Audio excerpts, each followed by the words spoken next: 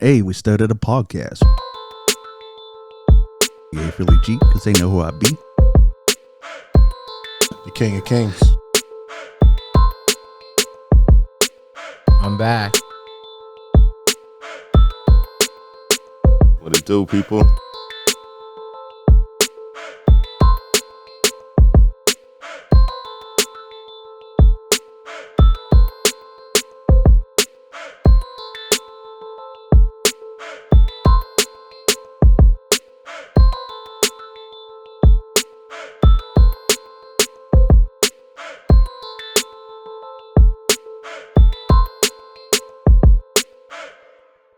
Hey, what's up? It's John Kizzy. You know who is he, a.k.a. Philly G, because they know who I be. I'm here with Ray, What it do, people? DJ Laton, I'm back. and extra special guest, J-Bru. What up, what up? And hey, we started a podcast. We here with episode 164. And see how I almost forgot it then? Every episode, cuz.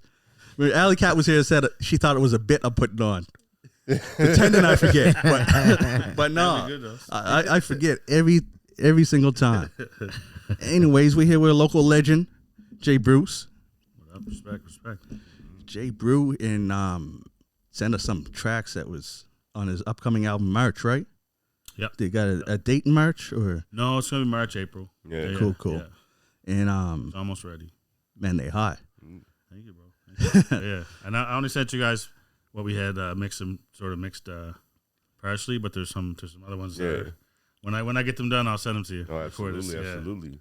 Now we. Go ahead. Sorry, go ahead. I was going to say because I know he always got the best questions.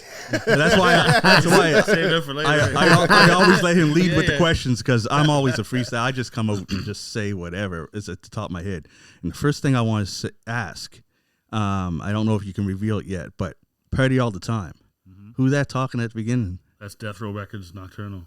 Oh, we're here saying Yeah. we know it's someone from Yeah, West yeah, Coast. Yeah, that's Nocturnal.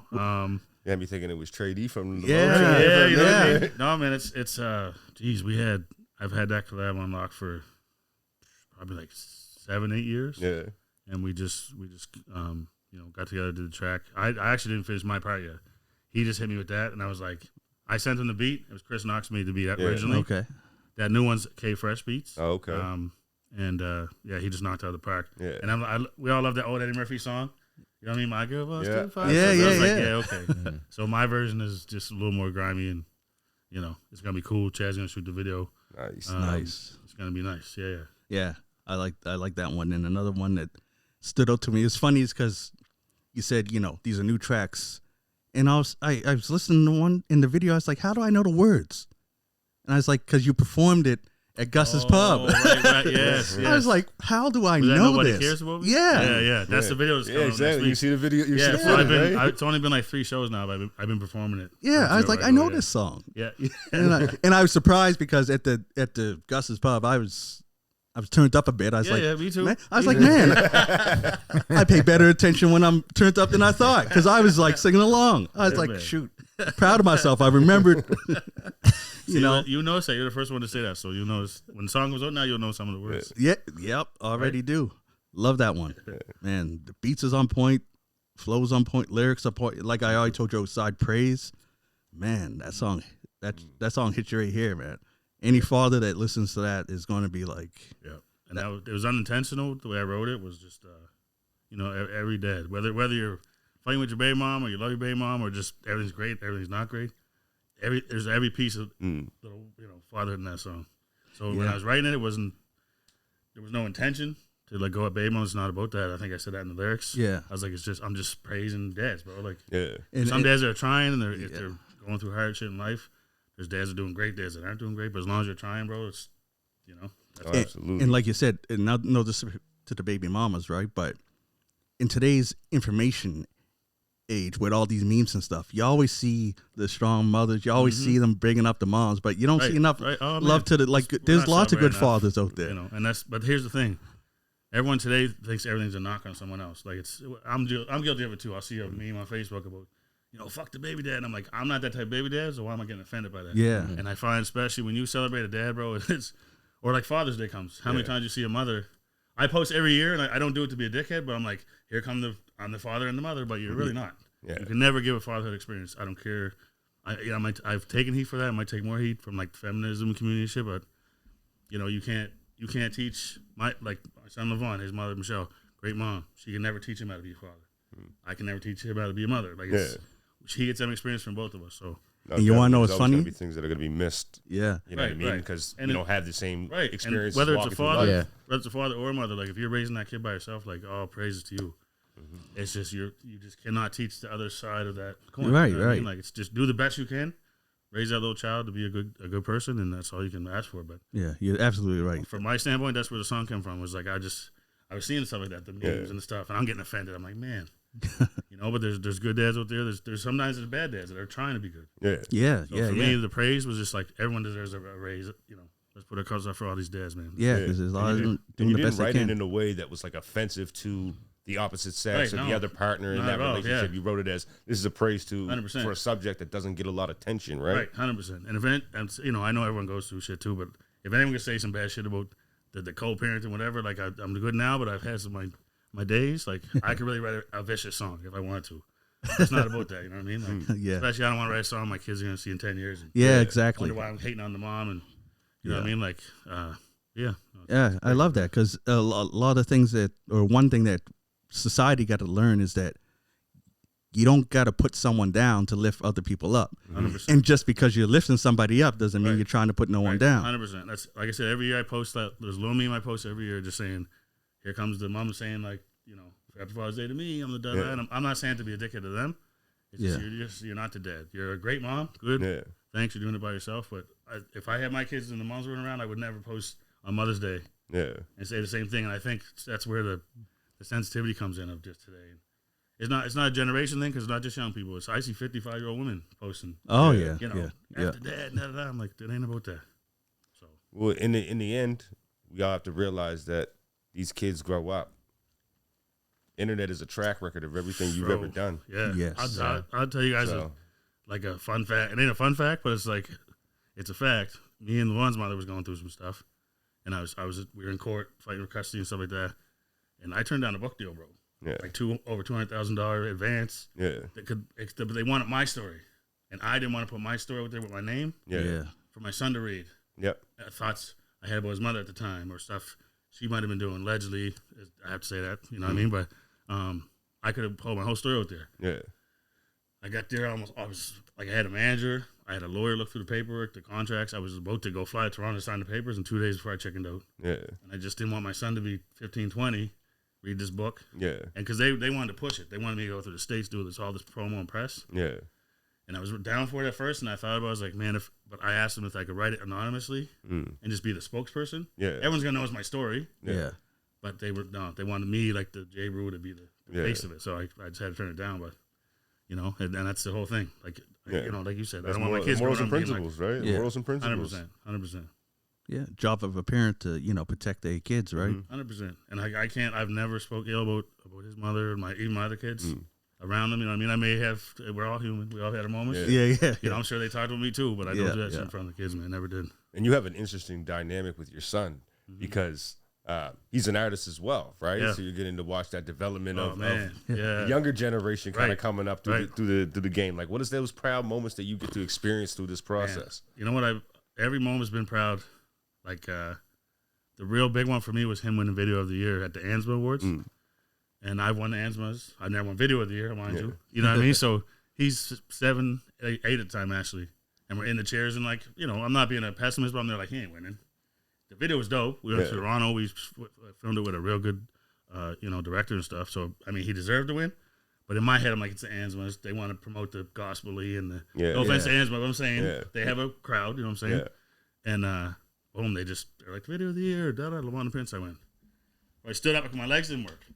I don't know if you guys seen the footage, but like Levon's running, and I'm just like hopping. It's weird. I look like a rabbit, bro. It's weird. But even like there was that, and then he won the Nova Scotia Music Award.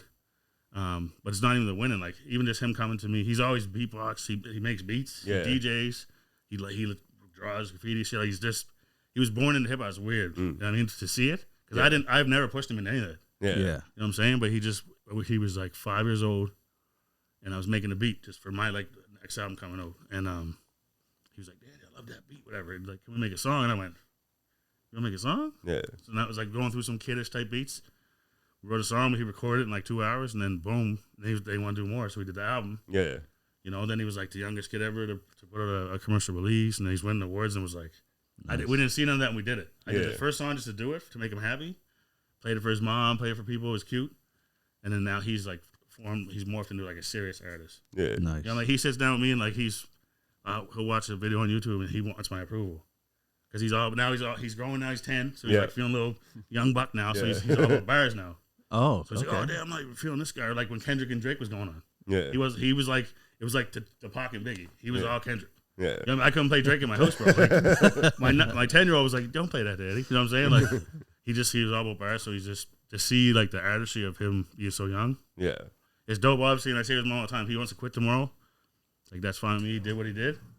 It's just like, you know, I don't push it. I could Joe Jackson him easy. Yeah. Honestly, like I could have him rehearsing 4 nights a week how to perform, but I want him to love it and do it himself. Yeah, no. For now, maybe when he's a teenager, I don't know if he really wants to do this for a career. Then I'm gonna hit the Joe Jackson a little bit, I think. Yeah. Well, and I like it that because it's an insight on his behalf as even being such a young kid, because a lot of the times, like we'll try to pick up activities that the kids are interested in. 100%. Be like, yeah, let's do this. Let's do this. Let me spend time with my kid and do this. Yeah. But he had the forethought. My dad's an artist. Right. He does Oh, music. man. Yeah. And Dad, I like that beat. Right. Can we do a song together? 100%. He's trying to jump into your world, Yeah, right? So it's that's crazy, a really bro. cool It's one that- interaction with your child, right? One thing I don't actually tell him saying the stories now, like he's been coming to the music awards with me since he was a baby, and like just the way I was. If I landed my weekend with him, on the weekend I had the ECMAs, I would bring him. Yeah, you know what I mean. So he'd been running around these awards. Everyone knew who he was before he even became LeVon the Prince.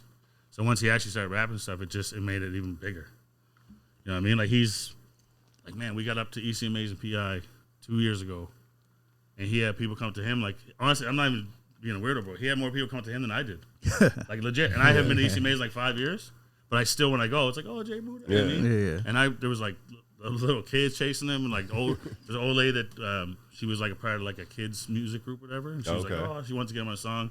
So ever since then, he's been on a couple of collabs with like some Juno type artists, like kids music. So it's cool, man. Yeah, man, that's gotta make you proud as hell.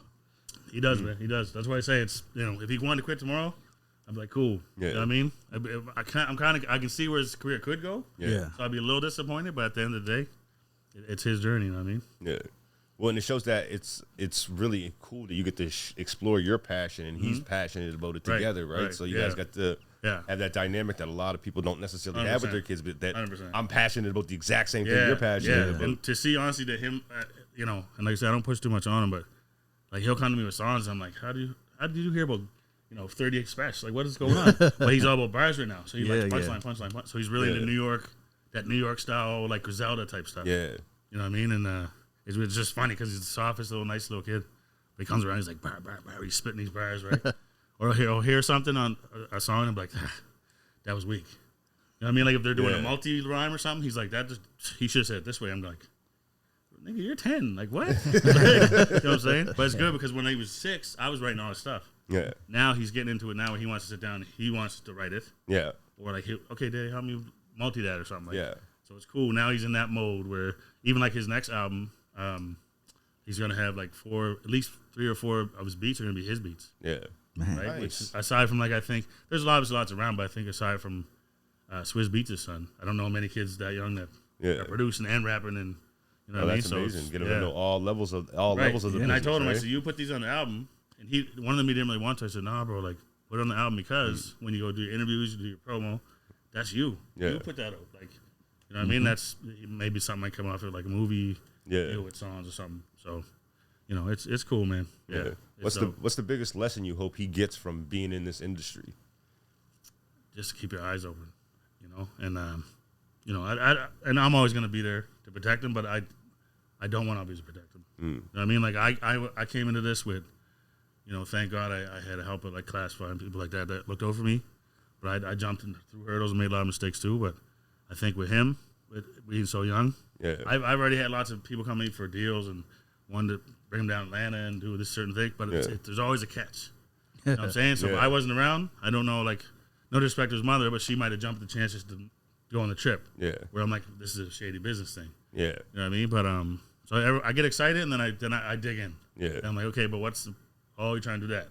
Okay, cool. Where he's on 10, he's not going to see that right now. Yeah. So I always try to teach him, like, keep your eyes open and ask questions, which is that's his thing.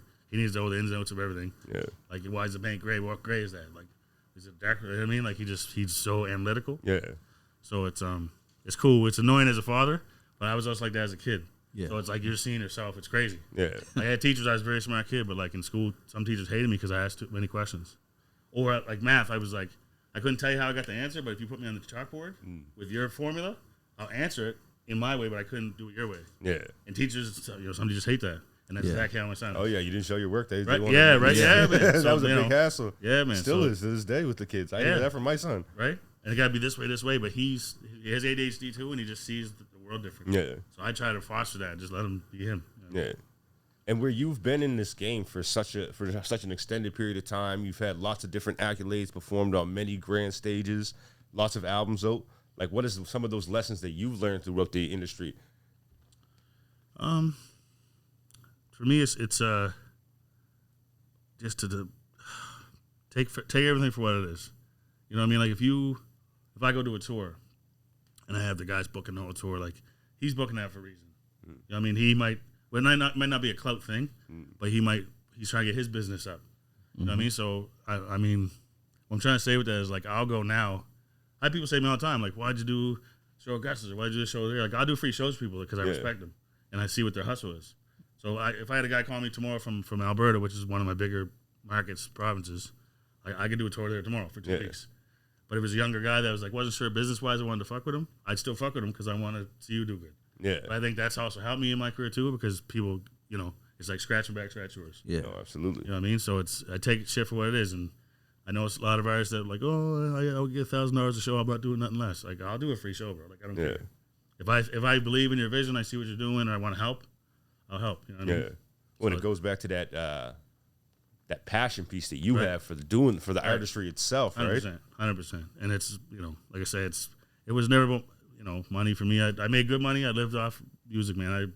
For almost 15 years, I paid the bills with it, and I still could do it this day. But now I'm working. I'm more stable for my kids, and not that I wasn't stable, but just when I went to court to do my little thing with Levon, his mom, the judge looked me in my face. You don't have a 9 to 5. How can you in custody of a child? And I'm going, fair, But going back to the father piece, if I was a woman on welfare, you wouldn't be saying that. And I said that in court and got a little slap on the wrist for it. So, it's you play it, you take it how it is, and it's just my life's motto, man.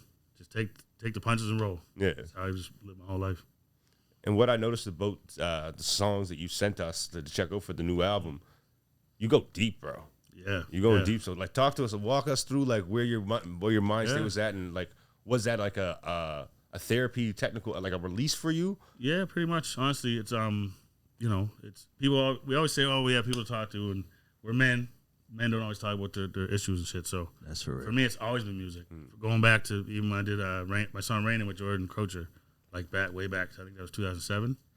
Like my best friend just killed himself, and I was like, I'm on tour with class. I'm having the time of my life, but like them guys don't even know. Yeah, I'm minded. You know what I mean? So I'm on the bus. I'm having fun with them, but in the end of the night, I'm going home or going back to a town. I don't want to be around nobody. Yeah. So I did that song. So for me, it's always been songwriting. You know what I mean? Like my mom passed. I obviously got and spoke at her funeral, but like I wrote a song the day before the funeral to play at the funeral. Yeah. And that was tired as fuck. You know what I mean? I couldn't even talk to my dad about it, but I could write a song about it. So I've always been that type of person. Yeah. So with this, with the album's called Love Me Now Before I'm Gone, and it was inspired by Pat. You know what I mean? Because, it's just the way it happens. I understand. But like when he dropped the game disc, obviously he just passed right after too, so it's natural we play a song. Yeah. But to me, it's like, why don't we play the songs while they're here? You know what I'm saying? Like, I love Quake to death. Yeah. That's one of my good buddies. I think I was his first ever collab in the city. And, I play his music frequently. But then, when people pass, we play it more to celebrate them. Yeah. So for the whole base of the album was me and Pat had a conversation before he died. And then I didn't know he was going to die, but it was just the way we were talking. And he was more or less like, he said that, why don't people just celebrate us while we're here? Yeah. And we were talking about another rapper that passed away. So I just flipped it and made it about him. And, it's celebratory of that, but it's also, I've had a dark period. I've always had dark brain, so to speak. But, when COVID hit, it was like a 3-4 year period where I was in a dark place. Yeah. I'm real good now, man. I got, my kids are great. Life's great. I got a good job. And my woman's awesome. But, for me, my son asked me the other day, because Levon's heard the songs. Yeah. And he's like almost in disbelief. I'm like, buddy, there's times, because I don't lie to my kids either. Yeah. You know what I mean? So I was like, there's times Daddy was not great. You know what I mean? And he knows it, though. He's real, perceptive. So, there was a dark spot I was in my life, and I just wanted to talk about the songs. And I think I got known for that a little bit at one point, for just being honest. Yeah. I remember, you remember Cam Smith? Mm-hmm. He came up to me a while back, and Jay Jigga was one who came up to me and said, man, I can never talk about the shit you talk about. And I was like, I'm talking about me. Yeah. It's not hard. Yeah. I'm not saying they're phoning it in any way. I just mean, people always say, I can't believe you talk about the shit you do. But I'm like, if I'm thinking it, I'm going to say it. Yeah. You know what I mean? There's not a lot of artists that do that. And I think that's, I'm sure I'll have a lot of legacies in my life when I pass, but I think that's going to be a big one musically. Oh, yeah, absolutely. Yeah, is my honesty in my lyrics. So.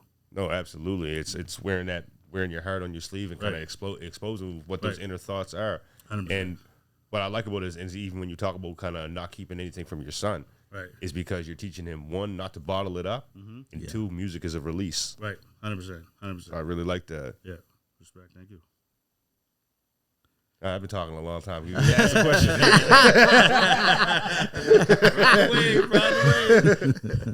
Well, I was wondering when you're going to bring up the origin questions you usually ask. I know you've known him for a while. Oh yeah, this is his first time here, so I want you to run it back. I know. I got you. We Tarantino in here. I got you. So for some of our viewers who might not necessarily be fully in tune with your musical history and your musical impact in this province, kind of walk us through kind of where you started at, kind of where you are within your music, like how do people know you? What are the accomplishments, the accolades that you have in this province? Because you are, like you said, a legend here. Yeah, respect. I mean, it's to put it lightly, I guess I was pegged the King of Halifax at one point. If I had to say right now, if there has to be a king, it would be Quake Matthews. Shout out to Quake. Shout out to Quake. Yeah. One thing with me is I've always been a humble guy, man. Like I was on tour with Class for 13 years, and we would after shows, everyone come up to me like, "Oh man, you're so humble, you're so humble." I'm like, I'm Scotian. You know what I mean? It's no matter what the accolades I have, I've always been a humble guy. So even I didn't even really like riding with the King of Halifax moniker for a while, but I was going to shows one summer. I think it was like 2014 or 13, and Natty was throwing shows. I can't remember what they're called, Good Company or no, something like that. Was that? Yeah. So I was going to these shows, and I was just like, you know what? I said, no one supports each other in the city. They do. Some people do, but like the older guys like me don't go to shows. Yeah. So I went to every Young Buck show, and I started this one night. I was at one of the Natty shows, and I don't even remember who it was. He was like, "Oh, there he is, the King of Halifax," and then everyone started calling me. Yeah. So even I ran with it for a couple of albums and stuff like that too. But I've never been a cocky guy, man. But, as far as like accolades, I think I'm up to 13 industry awards. You know what I mean? The only thing that escaped me so far has been the Juno. But I don't really go after the Junos either. Yeah. Like I'm not saying it's a poppy thing, but I don't make the kind of music they really are into. So yeah, man, it's been a journey for me. You know what I mean? I've been doing music since I was a little kid. Me and my brother Jeff Bruce. Yeah. He was a singer. I was a rapper. We used to make little songs and tapes. Me and him and Terry Dixon, Ivy Skeet. We made songs when we were probably like 13, 12. We'd sell the tapes at school. You know what I mean? And that just it fostered for me. I put it away for a while, and I went away to university in Ottawa, and I was playing basketball there. Yeah. And I got hurt. What happened was I tore my Achilles.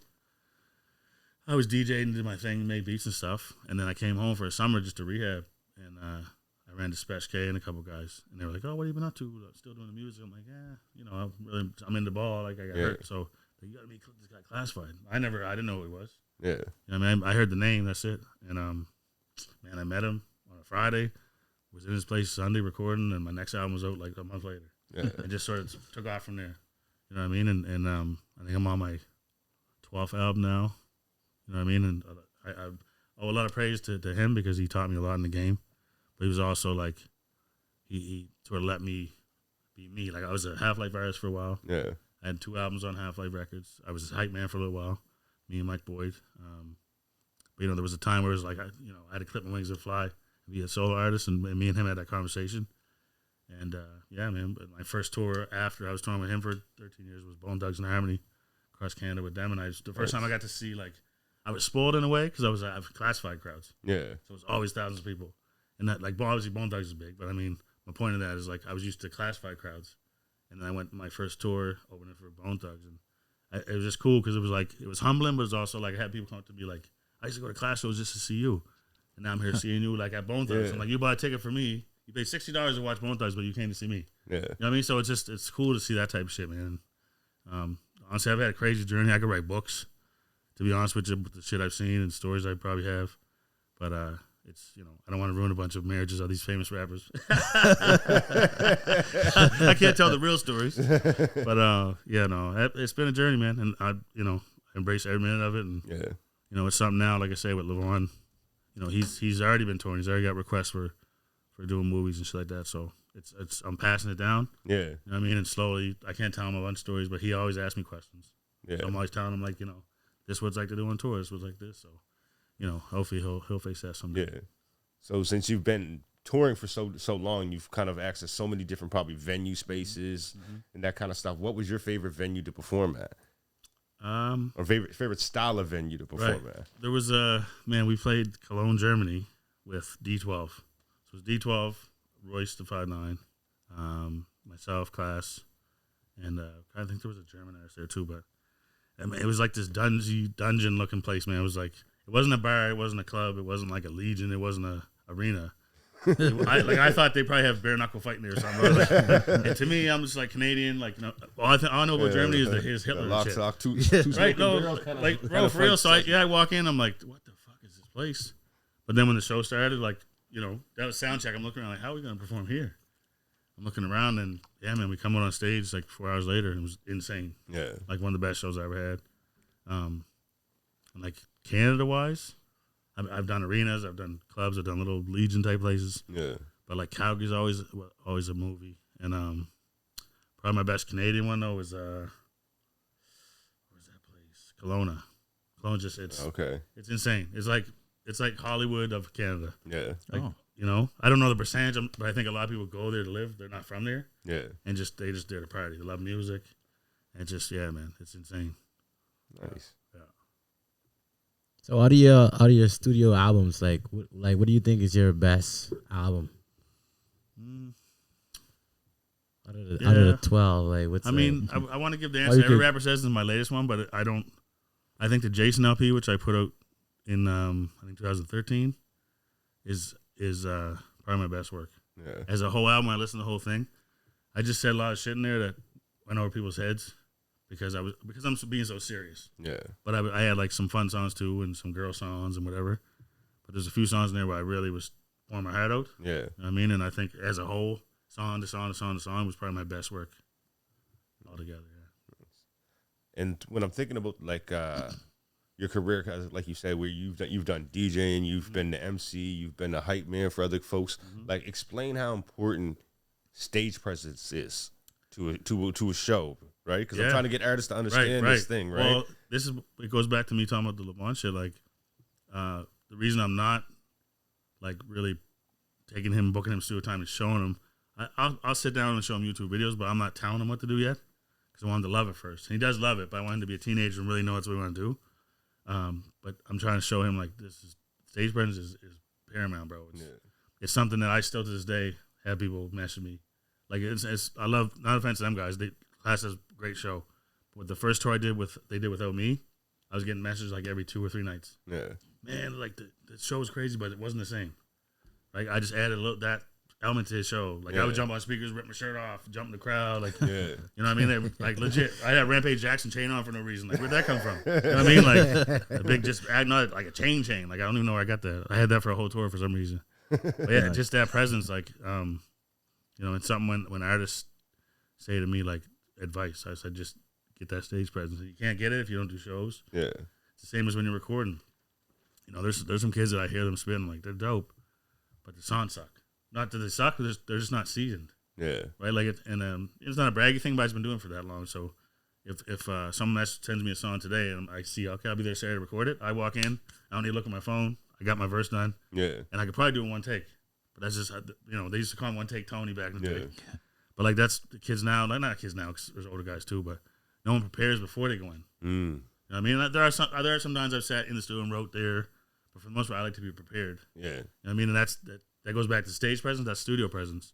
So that's one big thing I tell younger artists when they ask advice. I'm like, just keep recording songs because you get better each time. Yeah, and that's something that we just actually recently had a conversation around. Is like the difference between how it sounds when you're recording your verse if you're reading it off your phone rather as you have it memorized. 100%. Yeah, it's huge. And there was maybe 2 at the most songs on this new album that I didn't really like quite know them, so I had the phono.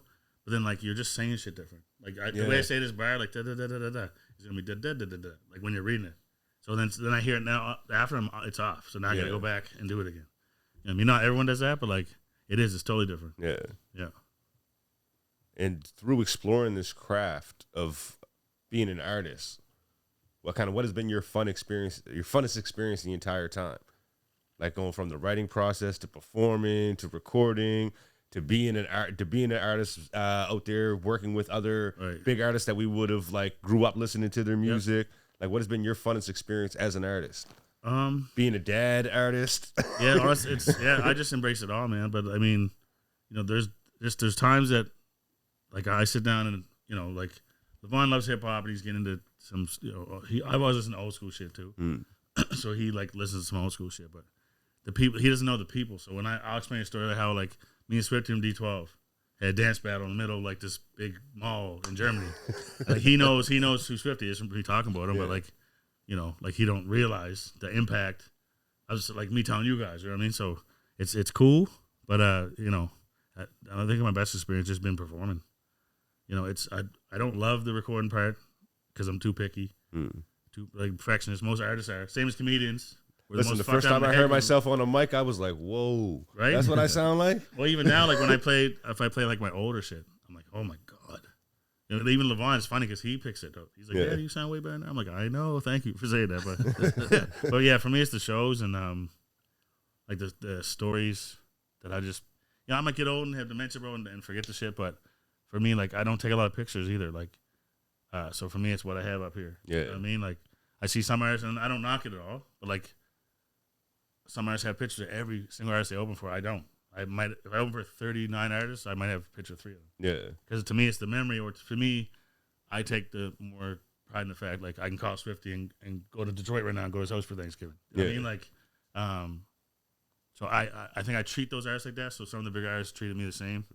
You know, and I get it, too, for just some young bucks come up to me that might think I'm this big, crazy, famous guy, and I'll treat them as, you were human, bro. Like, you know, so it's, you know, it's just been my whole existence. Been the humble guy, the nice guy, and you know, every time you know, if I ever done, I've not done a lot, but like if I done street shit or I'm doing stupid shit when I was younger, like run around and ask people about me. No one's ever, I don't know, many people say bad shit. I mean, I've done stupid shit when I was younger, but like, you know, even if I meet a new girl and I'm dating somebody, you ask, I'll say, go ask around. Yeah, because you'll never find nothing bad about me. You know, but so I take pride in that. No, absolutely. We big on here and not having smut on the name. Right. Yeah, absolutely. Especially nowadays with social media and everything else. And, you know, I'm 50 years old, bro. I know I signed to 50-year-old, but like social media, just everything stays. Yeah. We're talking about outside, like, you know, so there's mistakes I made, bro, that on tour that if I made those now, it'd be a wrap. You know what I mean? I'm not saying like no sexual harassment. I just mean like in life. Yeah. I've done some crazy shit on tour. Some of that's just gonna stay up here. So, like, who was your biggest musical influence coming up? When I started writing, like, because I was writing rap since I was a kid, like I was telling you. It was like Big Daddy Kane, Rakim, and people like that. Once I actually started doing it like professionally, you know, like the Meister Fresh Wesses and people like that, and you know, all praises to Class too, because I would not be anywhere I was without him. You know, I took a lot of the directors he was shooting his videos with at the time were fucking with me. And, you know, like stuff like that. So I owe so much to him, and he taught me a lot. But yeah, man, I think Maestro, Chocolate, like, you know, I've always been a stay-at-home guy. Like I love the Canadian shit too. So Socrates, like those kind of guys. Absolutely. I went to. Right before I started doing my first couple of shows, I went to a show and Socrates and guys was there in Cardinal, and I was just like, man, it's crazy. Yeah. You know what I mean? Like, you know, I looked at them the same way young guys look at me. like, oh man, I can't believe Socrates here. And once I met him, I was like, shit, everyone's a real dude. You know what I mean? So, That's one thing I learned as well. Like, cause I had an opportunity when I was probably just about like 18 or 19 to direct a music video for Red One. Right. Out of the Rascals, yes, right? So man, that was like a big opportunity for me. It was like got to hang out with him, got to go to the club with him, everything. Right. I was like, he's just a regular guy, just like us. He's fun too. He's fun. Yeah, I miss that guy. I can tell a story not about him, but yeah, we've had some times. And one thing I've heard you say throughout the interview, and I see it in your personality when I see you out and how you work with other artists, is that humbleness. So where do you think that comes from for you? Probably my dad. Yeah. You know what I mean? My upbringing. Like we were raised when I was a little kid. We lived in Union Square or North End, not in the square, but right beside it. And we moved to Bedford when I was like 11 or 12, and it was a culture shock. Oh yeah, I imagine. It was, like seriously, like it was crazy, bro. It was like it was nuts. I went from like just well, like the square back then there wasn't even a lot of white kids. It was and then I went to the whitest place ever. Like it was insane. I love Bedford. Like I made a lot of good friends there. It's like the Jeffersons, right? Yeah, right. Like, but it molded me because it was like I went through a lot of shit that I'm sure my dad wouldn't anticipate. He's wanted a better life. Yeah. You know, me and my brother might get in a little bit of trouble, and he was like, I just want better for you guys. So he bought a house in Bedford with my mom, and I went through some shit for a little while, but once I settled in, it was good. And I would say my dad, man. Honestly, the humbleness, because he was a very celebrated man, and when I was a little tiny kid, he had a television show. It was like a Stephen A. Smith on Eastland. It wasn't Eastland. It was like Shaw, I think, back then. Yeah. So he always like a very like the accolades for him were always very high, but he would never show it. Yeah, okay. You know what I mean? So he was a bit of a peacock the way he dressed. He always had the suits on and shit. But like I'm the opposite. I'm a sweatpants guy. But yeah, just no matter what I do, no matter what I'm celebrated for, I always try to, just be humble and there's nothing worse than, especially like Quake. We had a thing one time where Quake met Pusha T, went to dinner, and Quake gave him a CD or whatever, and Pusha T was like, but the Pusha T's that guy kind of. Yeah. You know what I mean? But I was trying to tell Quake, like, you can't judge it off at one time, right? Because I met artists where, like, we opened for Nas one time, and he just got off the plane, it was late. Yeah. So when he got to the venue, there's 19 fucking artists. I'm like, what's up, God? Oh, yeah, yeah. And I'm looking, I'm the laid back guy, so I'm watching him going, like, bro, don't do that. And I met Nas, like, a year later, and he was like, man, he remembered me. Yeah. Yeah, I remember you did the Halifax. And I was like, yeah. And he was because I wasn't in his face. Yeah. But I said, to Quake, like, you can't judge it off that first time, because even people, me, like, I don't think I've ever had that much of a bad experience with fans, but, I always try to treat everyone good and take pictures with people when they want. Yeah. But, I also think humble things is Nova Scotia, too. You know what I mean?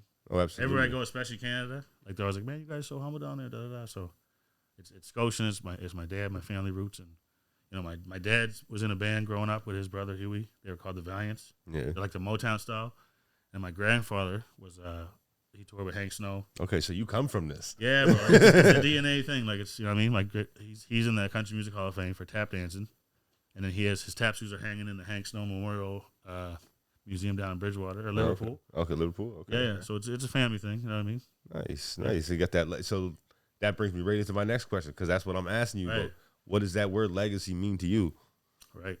I mean, musically, I just want people to be known as, the guy was honest with my lyrics. Really, you know what I mean? As a person, obviously it's the fatherhood thing. I say to my kids all the time, like it's something my dad preached to me. Don't listen to me, watch me. Yeah. You know what I mean? Don't talk about it, be about it. So I can tell you I'm a good guy to the cows come home, but if you don't see it, you're not going to grow up to be a good man. So yeah, once they got a little bit, I think Junior was 6, LeVon was 9. I was like, okay, we're going to make our beds in the morning. Yeah. Okay, we're going to do this, but I can't tell them to do it if I'm not doing it. Yep. Right? You by example. It was at the point of this album I was writing the album too, so I was in a dark period. So some days I'd lay in bed all day. I just woke up one day, I was like, fuck, my kids are watching me do this. You know what I mean? So it was, as far as legacy, man, fatherhood thing, that's going to be my top one. But musically, I just want people just to enjoy what I did and just know I was honest with all my shit. You know I think I told one story. I just saw Christina with Chad Hatcher. That was a story that someone told me. Other than that, all my lyrics, if I say something, I actually did it. Yeah. You know what I mean? So, I just hope other artists, not everyone can afford to do that, because a lot of people live a crazy life. Then there's people out there talking about crazy life that don't do it. Yeah. Right? right? So that's another thing I always tell young bucks, like just Yeah, I was gonna say, how do you feel about that? Like when people out there promoting a lifestyle that they don't necessarily engage in. Like I always think back to like when Future's out there promoting doing drugs, and he ain't doing drugs. He ain't doing drugs. It's like what are we doing this? It's I'm not gonna say the artist, but I toured twice, once across Canada, once in Europe with these artists that promoted drug use and blah blah. They only smoke weed, and I'm like, you're in a video talking about being a cokehead and needles, and you know what I mean? I was like, So it's a marketing thing. Yeah. You know what I mean, which is genius in some ways, but for me, I hate it. Yeah. You know what I mean? Even the goon shit, like if you'll never hear me say whatever. I have done some stupid shit, but you probably won't ever hear it. Yeah. And if it is, I'm talking about punch someone in the mouth. I'm not talking about shooting guns or, you know what I mean? Yeah. But there's guys out there talking about, I'll kill your whole family, da da da. But you wouldn't hurt a fly. You know what I mean? Honestly, as an artist, it kills me, but it's people's journey too. So I don't judge it. Yeah. You know what I mean? There was I remember Soulja Boy first come on. Like I hate that song, and I kind of dissed it a couple times at the shows. And then I'm like, man, what am I doing? This little nigga's making money, like blah blah. You know what I mean? Let's celebrate that. Yeah, it's not my journey; it was his journey. But at the end of the day, I didn't love it. But yeah, like I say, every artist does their thing. Yeah.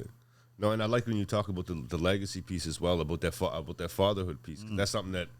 I mean, I started real young, so my kids is old now. Right. So I'm like, it's that almost like, what is your identity after being a father for 20 years, right? Yeah. Like, what do we do after that point, right? Yeah, man. And see, for me, I'm on the flip side. Right? My kids older. Yeah. So I do have an older son who's 22, but then LeVon's 10, Junior's 7, Sarah's 5. So I was old having them. You know what I mean? So for me, I'm going to be that 60-year-old dad at the soccer game, like, you know what I'm saying?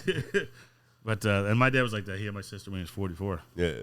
But yeah, it's just they hear from me sometimes, but I always say to them like Junior's my little guy. He acts up a little bit.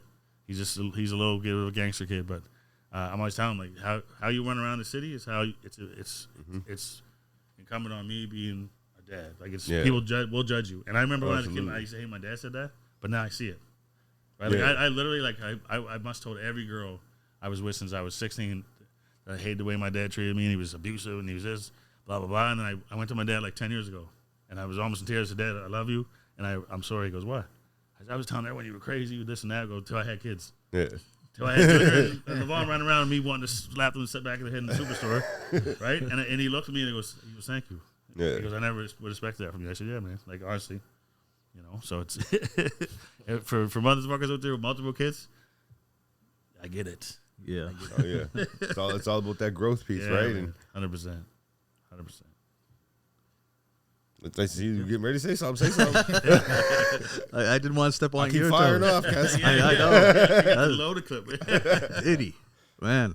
I just wanted to talk about the future and also like what you got going on in the future. But before I get to that, I want to see who you feel like, because I seen you at the Custom Pub, so you're kind of at least got your ear on the local newcomers and stuff.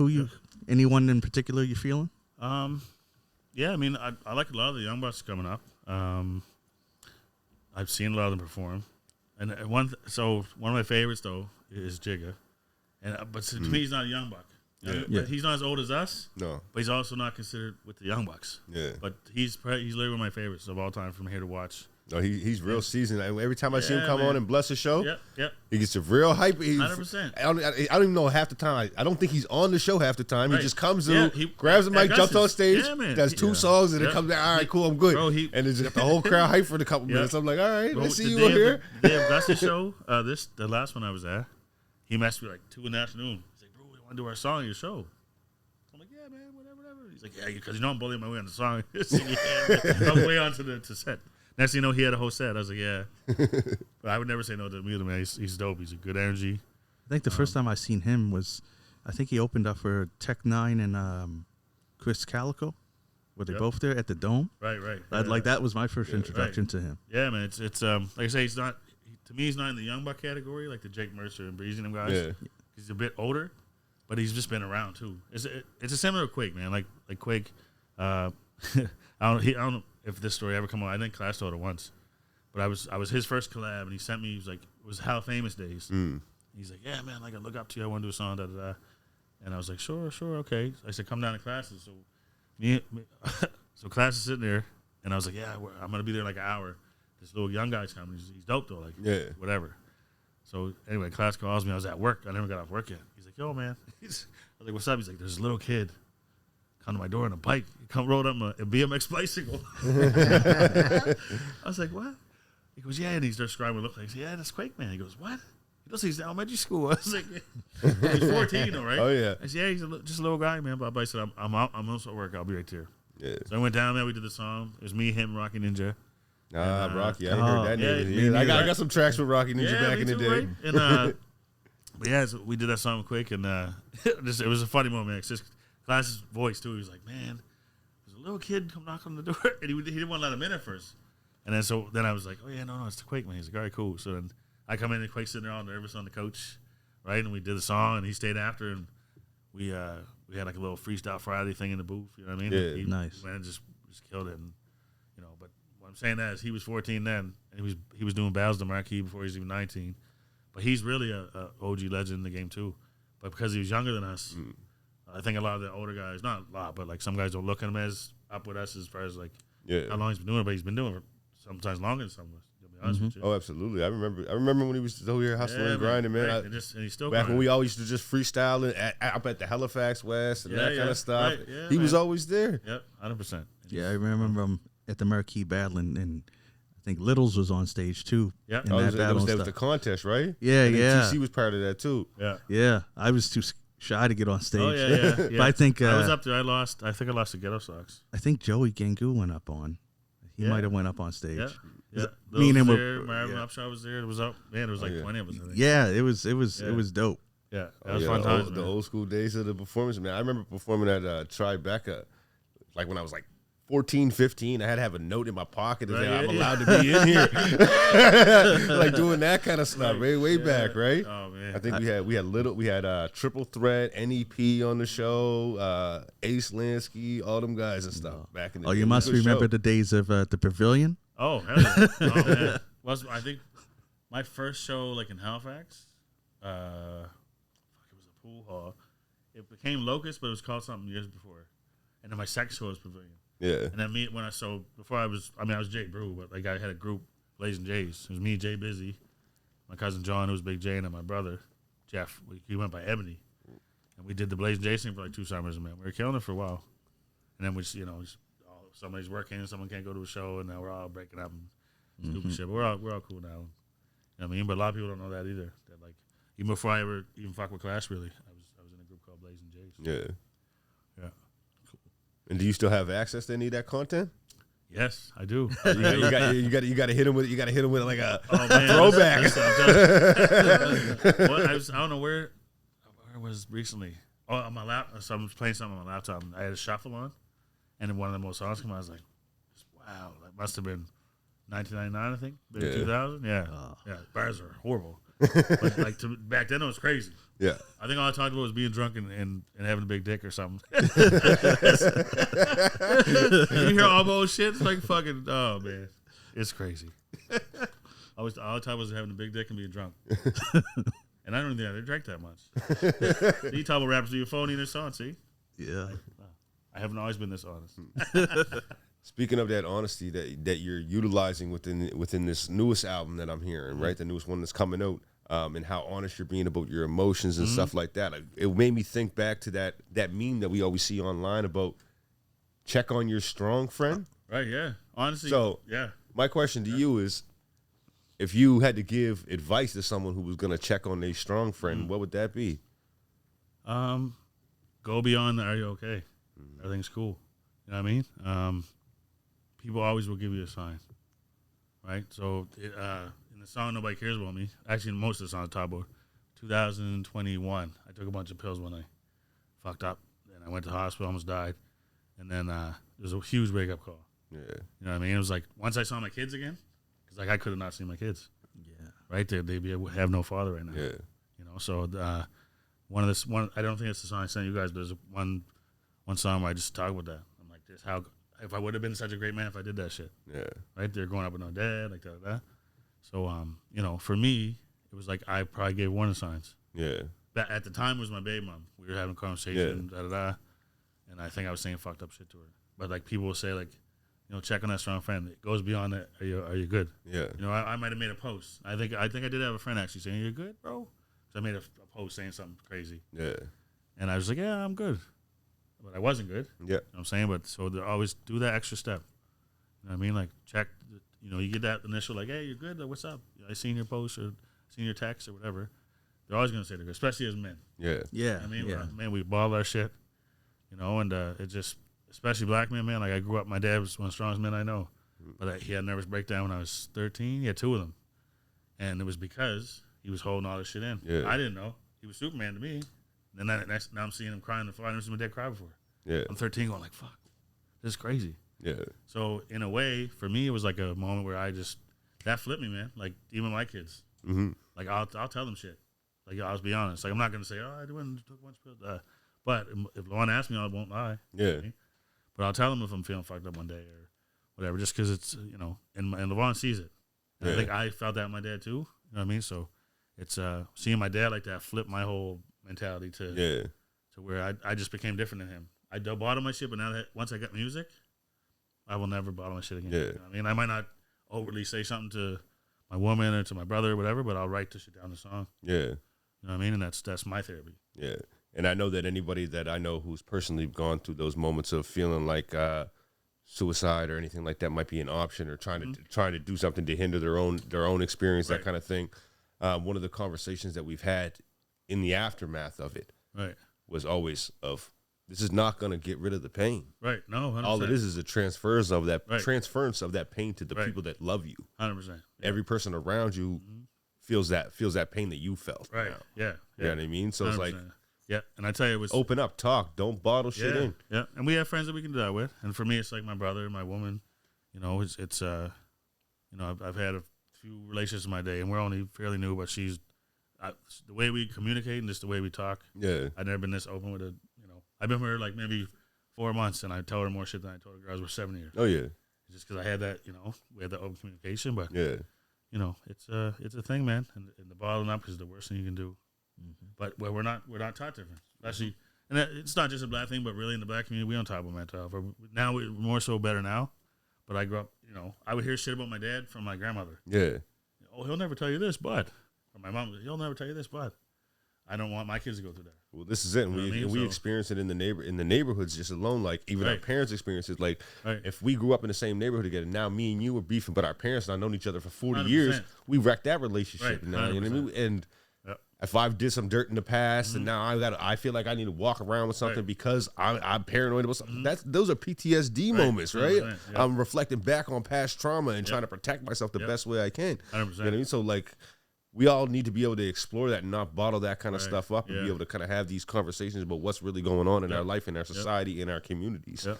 You know what, too? It sounds almost corny to say because people always say it, but like, you never know if that person's going through. You know what I mean? Like you laugh sometimes, you see a meme or the Kanye's going off online or Martin Lawrence walking down the street naked. Yeah. But then when you hear his perspective, even though it was a comedic way, he did his next comedy special, he talked about that time had a nervous breakdown. So I relate to him because I watched my dad go through it. Yeah. And he was like, "Yo, nigga, I was doing drugs. I was coming down, and he was honest about it." Yeah. So I just, I respect everyone in the world. Everyone's human. But, people like that that come out and tell the story after, is like, that's the shit I really, like just flock to. You know what I mean? Absolutely. Yeah.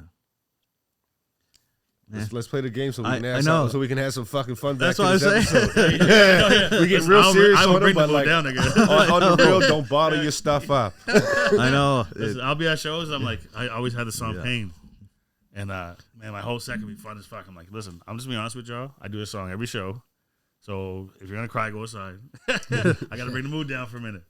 But to me, it's important, man. It's a song and it relates to people, and every show I do it because it's an expression, and people. No matter what, if they saying it in the moment, everybody gets something from it because everybody has felt down, felt sad, not appreciated, not worthy, those kind of things. You know what I mean? Whether they express it in the right moment or not is a different story, right? 100%. But everybody can relate to those feelings. Yeah. And also, before we get to the fun part, I did want to add on to this, saying that as black people, as black men, I should say, we got to get rid of this stigma behind like therapy. And going and talking and seeking help and stuff like that, because that's what, like, growing up, you'd clown people if they said they were going to a therapist. Because the first thing, honestly, man, my dad has nervous breakdowns, and he was suffering from depression, anxiety. We didn't know what the fuck that was. Yeah. We just what thought, if my dad has anxiety? Yeah. Right. So he went to a therapist, and I'm pretty sure like he had people that were his friends didn't even fuck with him for a minute. Yeah. Oh, this nigga going to therapy, huh? Like, you know what I mean? But we clown stupid shit. I was telling my woman last night. It's that self-sabotage shit that we do, it is, right? man. We do it like Jordan, for example, Jordan Coacher. We toured for so many years, and I played basketball against him when we were younger. And I was telling my woman last night, you know what's crazy? Because she likes poetry, loves poetry and shit. And I said, bro, before I even started rapping, I was writing poetry. I was winning awards in high school, but under a fake name.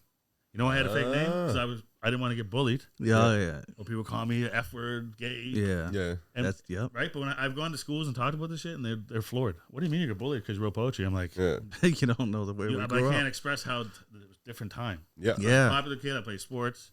I couldn't tell no one I wrote poetry. I was, Well, you even look at the times. Tupac didn't you didn't hear about his poetry until that's he died. What I'm saying, right? So right? Yeah, saying that's why I brought the Jordan thing because like he used to get bullied for skateboarding. Yeah. Oh, this nigga skateboarding, you're gay. Yeah. What do you mean? Like, I remember there was you're a acting- point. It was or you're acting skateboarding, white you because couldn't you're do that. It skateboarding. was, you were acting outside your race. Yeah, 100%. It was like, man. yeah. So now, skateboarding is act outside. Okay. Yeah. So I was telling my woman with the poetry thing last night. I brought up the Jordan thing, and I was like, it's so crazy the shit kids got bullied for when that. Like, Yeah. I know it's a different vibe now, but it's just like you said, like the stigma and the therapy thing, and especially in our crazy, community. I'll tell you, I ain't gonna lie. I wasn't until I was like 30 that I even understood what the anxiety and depression meant. Yeah. Growing up, it's just you're sad or you're mad or you're happy. That was the only feelings I knew about. A lot of that comes from but a lot of that comes from teaching of our families of don't be different. Right. Not even our families, it's a society because we're already viewed by a racist society as being different. So what's one more thing to make me more different? What I mean. Yeah, I'll tell you. I want to be different from my own community now? Right. No, I'm going to bottle this up and tell you explode on someone and probably go to jail. I'm on a point of that with music.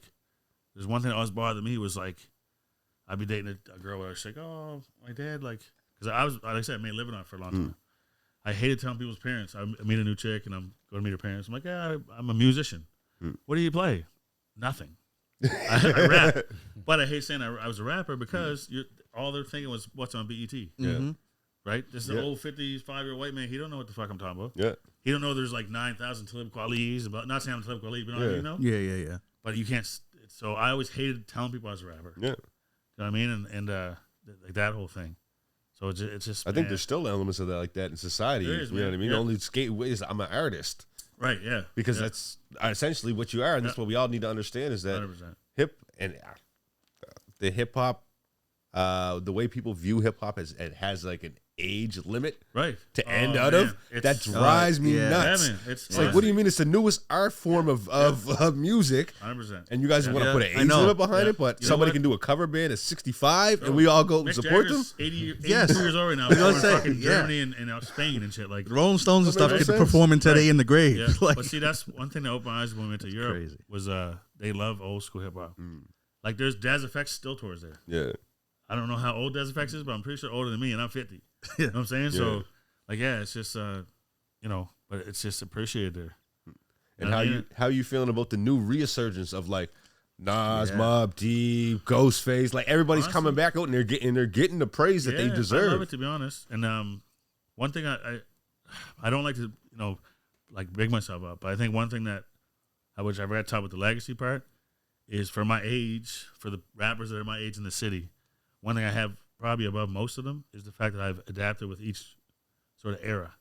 So, like, I mean, put me in a booth right now with a bunch of 20-year-olds in a cypher. I'm not saying I'll kill them, but I'll go bar for bar with you. Yeah. On a trap beat. Put me with a boom bap guy with a bunch of 50-year-olds. I'm killing that too. Where sometimes, like, I love KRS One to death, but, like, his last album came out and it just sounded like it was in 1989. That's nothing wrong with that. Yeah. But I think one thing that, or I should say I might not be recognized for, but I hope I will be, is I've adapted to each sort of. I've gone through not genres, but I've gone through like eras. Yeah. In Halifax of hip hop. You able to ride all the lanes. Like even my woman said she was listening to the songs that I did when I was sort of touring with Class, and my music sounded a little different because I was getting produced by him mostly. Yeah. Right. I still was me, but it was more the boom bappy shit. Then I come out and started doing more like trap beats and more. I was really just just trying to get out there and do different shit. Yeah. You know what I mean? But I feel like I've evolved with everything, and you know, if I had to say one thing in a brag way, there's not many 50-year-olds that can rap as good as me. Like in the city, I mean, and I know Nas them guys. I'm not saying them guys. I mean, like locally, you know. And I love everyone here. Like, you know, you Soul's my family, and I'm not saying I rap better than them. I just mean I could rap, you know, more modern. Yeah. That's what I'm really trying to say. You know what I'm saying? I'm not stuck in that sound like I'm in 1994. Yeah. Yeah. Yeah, you playing the ready? game? You playing the Ready? game? You ready for the dice?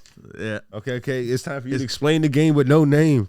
Oh, shit. It's we're going to ask you 5 questions. Okay. Now there's 10 here, but we're going to ask you 5. Yeah. This is a 10-sided dice. Right. So you're going to roll the dice. Okay. And we're going to see what it is. Okay. Now, hopefully, it don't go flying Yeah, somewhere. no, we good. Let's do it right here. I'm a dice guy. We good. 6? 6. Now these are all Random. going to be funny, whatever. Okay. So 6. What are your top 5 favorite TV shows of all time? Damn. Martin. Okay. Fresh Prince of Bel-Air. Okay. That's a classic. Yeah. Wayne's Brothers. Another classic. Benson. Okay. And the Jeffersons. Jefferson. Yeah. You went for pure classics. Oh, yeah. To be honest, I don't think enough people, when we ask that question, say Fresh Prince of Bel-Air.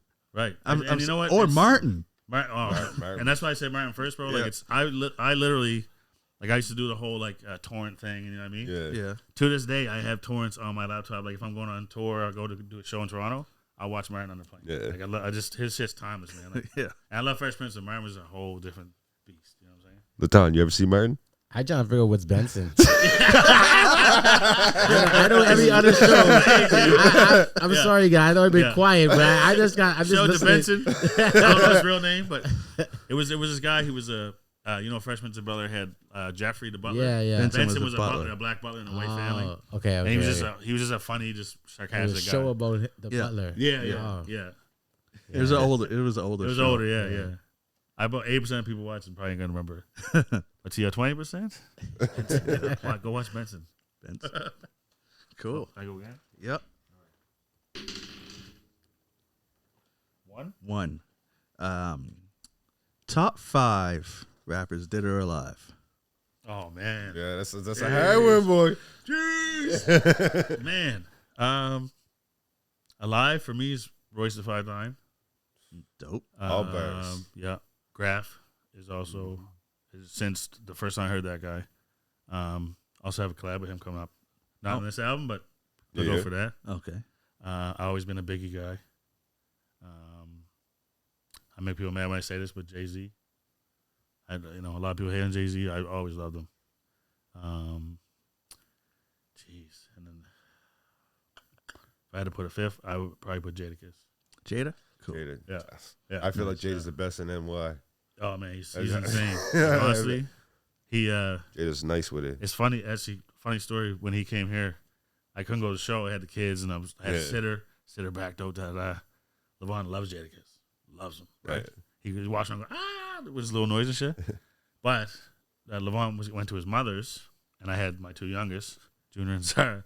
So we went to the Winners right quick in the mall, and Jadakiss in the mall buying like socks and shit for his homies. I'm like, oh shit, man! Of all times, I just dropped LeVon to his mother, and now I'm at the mall 5 minutes later. Try to call the mother. She didn't answer the phone. I'm like, fuck. Try and get her to come to the mall. Yeah. So I got a picture with Junior and Zara with a little picture, and I wasn't in the picture. I just took it them. Yeah. And I posted it online. I was so bad, bro.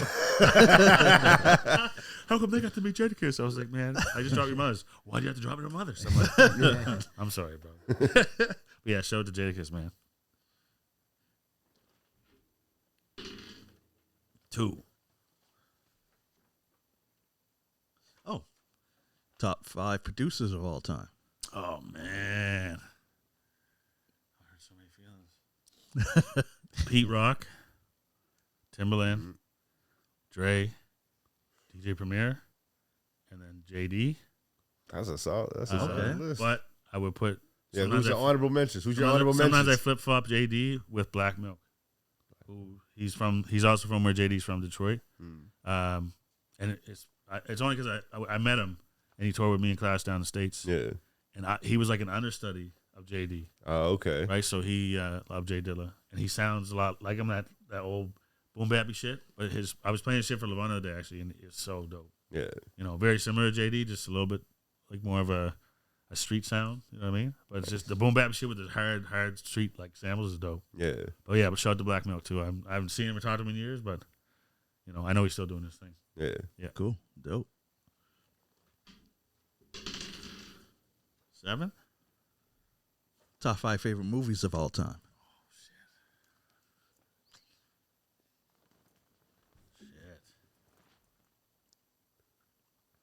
A drink to that. Yeah, this one I would struggle with now. Yeah. Like when I was younger, I thought it was easy, but yeah, no. I could always, my thing would be like, I'd say 5 different ones each different day of the week. Yeah. But it's only because there's a Will Smith movie that I love. It's probably my favorite movie of all time. I always forget the name of it. It's him and, like the FBI's following him. Enemy of the State? Enemy of the State. That's my number one. I don't know why I always forget I the honestly name. forgot that Will Smith was in that movie. Oh, it's crazy, bro. But you know how so nowadays they're all like they're tapping the phones and Trump's Yeah. like that. They were doing that movie from 2004, and they were talking about this shit then. You know what I mean? Yeah. That shows anyway. Enemy of the State, Men's Society, solid right? movie. Solid movie. Do the Right Thing, Spike Lee, Radio Raheem. man, right? And Deuces. Remember with OG Bobby Johnson? Oh, hey, Ray. If you want a funny story, before I say my fifth one. That's people's nicknames in there. Right? Ray. So my 2003 album for Ludacris, as like so ironically, my mom even went. She loved Ludacris, right? And it's my first big show at the Forum. It's so funny because now I see footage of it or pictures, like now to see a few people like that are like OGs now, whatever, were the little kids then, right? And I'm there like, I don't know, I was like 20-something, late 20s anyway. So I'm doing the show, and it was me. I was with CTG Records then. So me, Short Shane, like Mad Crazy, all these guys. And then Class even played it. And then, anyway, Ludacris come on. I'm backstage, we're just chilling. I'm looking over, I'm like, what the? I see this guy dancing my whole set. And he's into it. I'm thinking, oh, it's just some old nigga, someone's uncle, right? Yeah.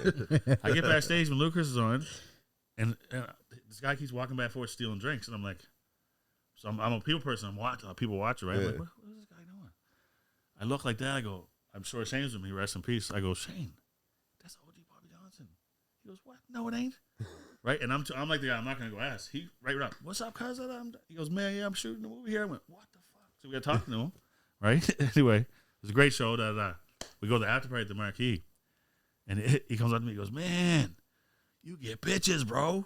And it was like, I was having people ask for pictures. I literally wasn't even like, fucking bitches. Like, it was whatever. He goes, man, you get bitches. He was loaded, right? He goes, yeah, I'll be honest with you. He goes, my movie starts Monday. My wife's flying here tomorrow. I'm just trying to have a good night.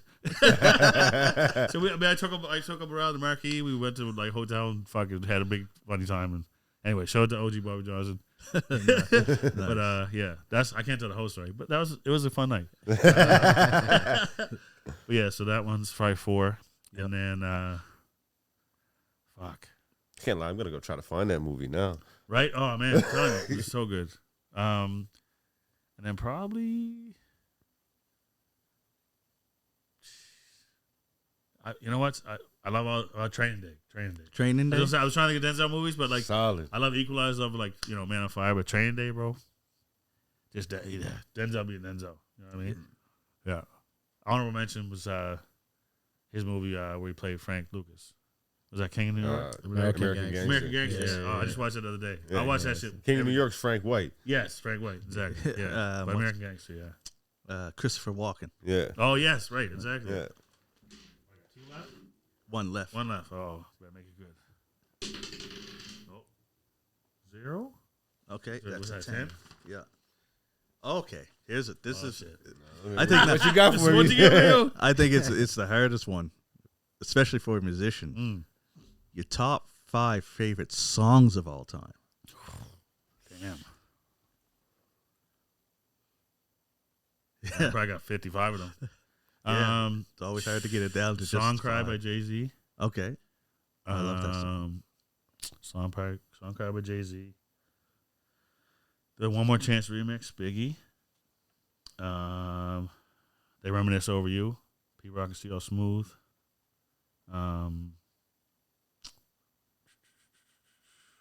Ironically, because I'm a big Jay-Z fan, Ether Nas is Ether though. Oh, Ether was. Listen, it don't matter how much you love Jay-Z. Ether was like, he got body, bro. Yeah, like what? Yes. And then probably Hell on Earth, Mobb Deep. Oh, I love it. Yeah. Okay. Yeah, I bump that every day still. Yeah. Okay. Yeah. The next questions are going to be versus questions. Okay. Going to start Sure. Drake versus Kendrick. Kendrick. I chose the Drake. Yeah, great artist. I think I know what you'll say with this, Yeah. but actually, after what you just said, maybe you have a different answer. Nas versus Jay-Z. Oh, is this where do I have to drink if I don't Please, answer? I will take a drink of that. Drink the. Oh man. If I had to pick, I'm picking Jay-Z's because he's one of my favorites. But there's no one above Nas. Do you know what I mean? Like, even he wasn't my top 5, but he could easily be my top 2 tomorrow. You know what I'm saying? Like, All right. yeah. Michael Jackson versus Prince. Oh my God, the blackest question ever, bro. This where you see like what lane is Rick James on the next one? Because I didn't want to answer. One's the king and one's the prince. Right. Let's just say I know, right? See, just keep it there. No, Michael Jackson. I mean, Prince, obviously dope. But I grew up with Michael Jackson. I grew up on Prince too, but like Michael Jackson's whole. I love the debate that people go on with this. Right. But can we not? Are we not gonna act like Michael Jackson been doing this since he was like 8 years old? Yes, man. I know. Yeah, Like- 100%. I was. You can't catch up with that. You can't. You really can't. It shows. Lavonda actually noticed. Just we're listening to music over Christmas and videos were playing on YouTube, and ABC come on. He was like, he looked at me. He goes, "Is that Michael Jackson?" I went, "Yeah." He goes, "What?" he didn't know. He knew he was a kid, but he didn't know he was that young. Yeah. So I'm trying to. I'm like, bro, you were younger than him. Like, Yeah. you know what I'm saying? So yeah, it was a cool moment. But shout out to Mike Jack, R.I.P. and Prince, R.I.P. This is an easy one that I think I got to remix it, get a different opponent for him. But 50 Cent versus Rick Ross. Ooh, shit.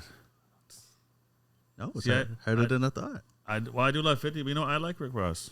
I find, I think there's like the swagginess and the whatever and the big fat dude and the whatever. But he just, honestly, he does say some shit that speaks to me. But I think, overall, I'd pick a 50 Cent, though. Yeah. Tupac versus DMX. What? Man. You know what?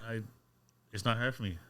Tupac's a great, amazing legend, but DMX honestly changed my life. And, ironically, fun fact, podcast story, world premiere, I got sued by DMX. Oh? Yeah. I did a song where I sampled, it was called That's How We Do. It was just a sample of him going, "That's how we do." What? Right? And I got a letter in the mail saying, "Take your album off shelves," or like, "You got to pay us." Oh, man. Yeah, I got sued twice. Once by DMX. Yeah. See, lyrically, fact. with the type of music you do, you guys would have been I love perfect DMX, together. man. I honestly, like, he come out and just, his music changed my life. I'm not even joking. Like, for real. Like, I don't make the aggressive shit he makes, but like, just the whole, how he, the openness. yeah, the openness about his mental health and religion. Just how he tied everything. Yeah. Yeah. You know what I mean? And, His Dark and Hella Hot is still probably oh man, top 3 albums in my book. There's like I try to listen to a lot of new shit. You know what I mean, for the most part. And obviously, when you have kids, you listen to some weird shit sometimes. But I still listen to old shit every day. But DMX is on my shit every day, honestly, like multiple songs. Yeah, it's Pac for me, but DMX is definitely a strong coming in behind it. And you know what I mean? that's what I love about Because he these filled that gap. You know what I mean? Right. Like, and that's why we've had he this filled the debate on gap that here. everyone thought. I feel like until 50 Cent destroyed him, J-Bru, because of the voice, I think too. People thought like he was gonna be the DMX, but no, you can't DMX. No, you know what I'm saying? Yeah, he didn't have the lyrics and the depth of DMX. Right. He was kind of like, what if DMX wanted to water himself yeah. down and go pop? And that's what it was. DMX was a real hyped up version. For me, anyway, it was a real hyped up version of Tupac because he still had those emotional tracks and be like, whoa, he just bared his soul on this track. That's the only other person I've seen do that in the rap game was Tupac. If you put them two together, like there's not many more people like that could like put you in tears from a song or like gives you goosebumps. You know what I mean? Yeah. So yeah, that's why that's why I say it was easy because I just DMX like fucked my whole shit up like in a good way. Yeah. But I always did love Pac too. Yeah.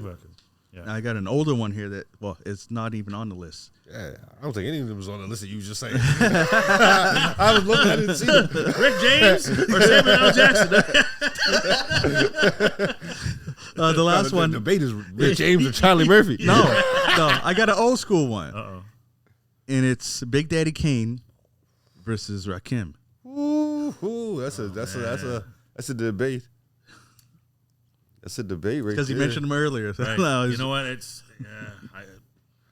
I would have to say Rakim because Big Daddy Kane's the one that made me want to rap. I didn't get into Rakim until a little bit after, but it was him. Like to this day, Rakim's, I don't know how old he is, probably 65.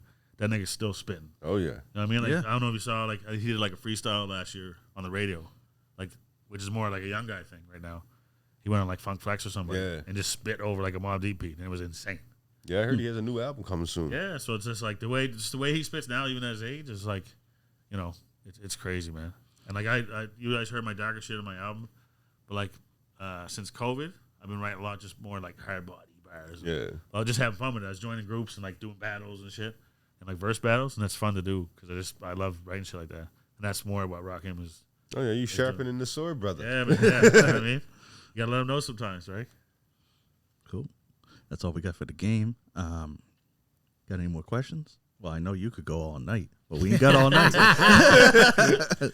I do this, brother. That's why I step back and let you do Nah, it. for real.